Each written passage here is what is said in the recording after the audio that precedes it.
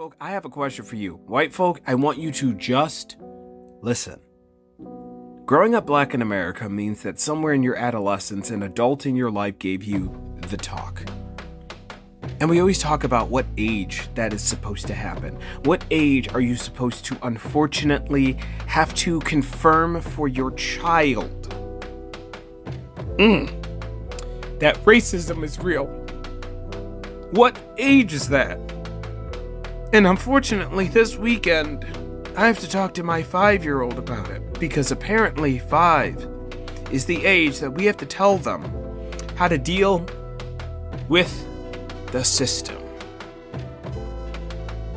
At 5, I have to tell my 5-year-old how to deal with ICE, how to conduct herself so that she stays safe, because if she scares him, he might hurt her. I have to tell a 5-year-old that. I gotta tell a 5-year-old how to keep themselves safe, because they might scare the adult. Black folks, stop playing dumb. Y'all know Mexican, Latinos, and all them other kind of folks, light-skinned Spaniards and all, they don't like blacks. I don't know why we be playing like that. Y'all let these folks play in our face all the time. Anti-black racism does not stop at white folks. A lot of Latinos, Mexicans, and other Spanish-speaking groups grew up in cultures where blackness is mocked. And black is at the bottom. And that's not an opinion, that's colorism and the caste system and colonial leftovers. Yeah, Afro-Latinos exist, and guess what?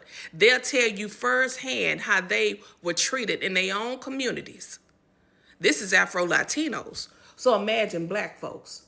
They use that word nigger every chance they get. So we need to stop pretending. Stop living in a lie and in fairy tale land.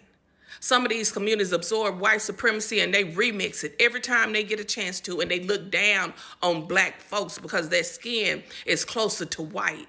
Some of them even fill out paperwork and put whites. And black folks keep over-allying and over-defending and over-explaining to people who don't care about racism in their own house. See, you don't have to hate anyone, but stop being so naive. We don't have no friends. Anti-blackness is global, and if you don't check it, you'll keep getting played with every single day. Okay, I want to take a moment to say thank you to Donald Trump, not out of praise, but out of truth.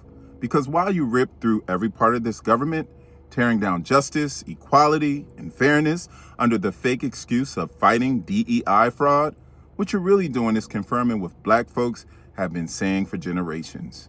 America was built on racism, fueled by fear and sustained by white supremacy. You've exposed it all. The masks are off. The polite racism, the fake allyship, the colorblind lies, it's all gone. Now we see it raw and unfiltered. You're not just targeting policy, you're targeting people. Black people, brown people, marginalized communities. And the wild part, we make up the smallest portion of this country, yet somehow we are the biggest threat to the lie that white supremacy built. That should tell you everything. You're afraid not of violence, not of replacement, but of the power we hold even when we have nothing. You see the way our culture, our brilliance, our resilience, our excellence continues to shape this country, even when it tries to erase us. Donald Trump is just the loudest version of a system that's always been in place. He is the living, breathing proof that this country was never designed with us in mind. And yet, we continue to define it. So thank you, Donald, for exposing what so many tried to deny, for showing the world that the fear of black greatness is real, for proving that racism isn't in our imagination, it's in the fabric of this nation. And to my people, we don't have to fight to prove our worth. He's doing that for us.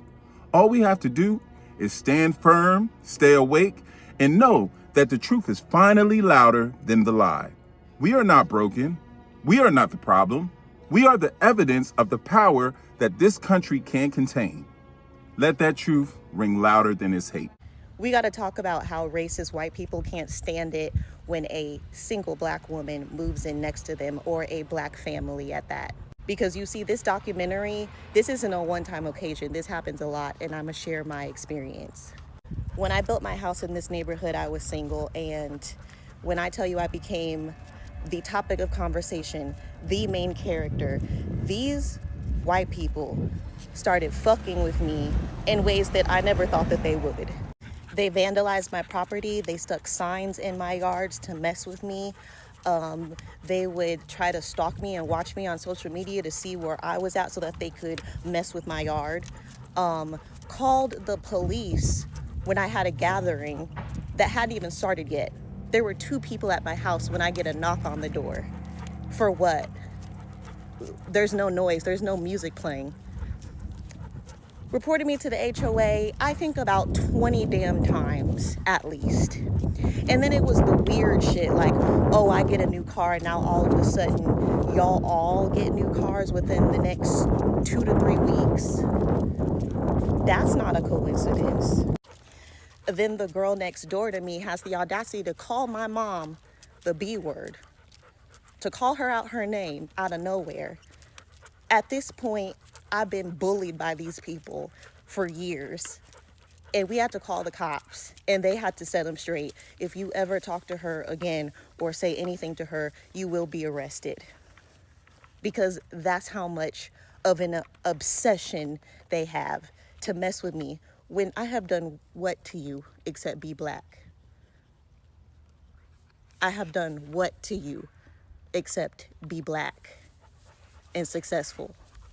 When I tell you it burns their asses when a single black woman is living in a place that they don't think we should live, is doing the things that we shouldn't be able to do.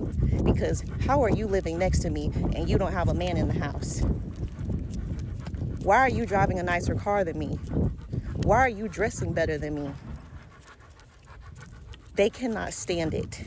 And it becomes dangerous, like this documentary, because all that was racism.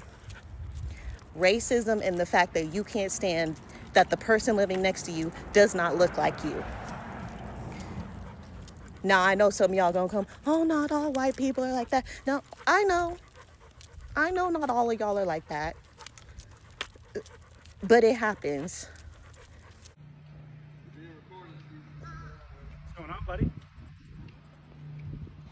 Nigga done brought a team out here. Obviously, he doesn't live here. The reason why I asked you to live here is a private community, so if you don't live here, you need to leave. If you live here, you're visiting a friend, that's fine, just let us know, because you're getting neighbors concerned since you're walking around my house. I'm not walking around your house. Hold on, Steve. You've been past my house 4 times, I don't know you, I've never seen you here before, and you're walking past my house over and over again. So if you live here or you have a friend you're visiting here, that's fine. I'm not in front of your house. You're actually following me. You went up the wrong way. We just asking a question. You live out here? I'm a part of the neighborhood. You're part of the neighborhood? Does that mean you live here? It's simple. Like, bro, what? I'm asking a question. You live here? Shut up to my wife. Bro, I didn't go up to your wife, bro. I don't know who you're talking about. For real. And I think I can walk around my neighborhood. If you live here, yeah. So you live here. Like, You live here? you gonna keep asking me the same question over and over and over and over and over. This man following me. This is harassment, right? You haven't answered yet. That's harassment, right? That's harassment, right? I think what you did to my wife, yes. Look. He following. What you did to my wife,